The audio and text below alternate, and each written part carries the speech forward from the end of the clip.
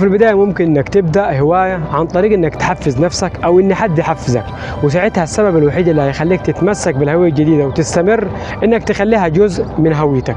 لان اي شخص ممكن يقنع نفسه بانه يروح الجيم او انه ياكل اكل صحي مرة او مرتين ويمكن 10 مرات، ولكن لو ما غيرش المعتقدات الكامنة ورا سلوكه بالذهاب للجيم او تناول الاكل الصحي، هيكون صعب عليه انه يلتزم بالتغييرات طويلة الامد. وده لان التحسينات زي ما قلنا بتفضل مؤقتة لحد ما تبقى جزء من هويتك، لانه في الغالب الهدف ما بيكونش انك مثلا عايز تقرا كتاب، ولكن الهدف بيكون انك عايز تبقى قارئ، او مش الهدف انك تكمل سباق الماراثون بقدر ما الهدف انك عايز تصبح عداء. والابحاث بينت ان الشخص بمجرد ما يؤمن بجانب معين من هويته بيتصرف بشكل متوافق مع ايمانه،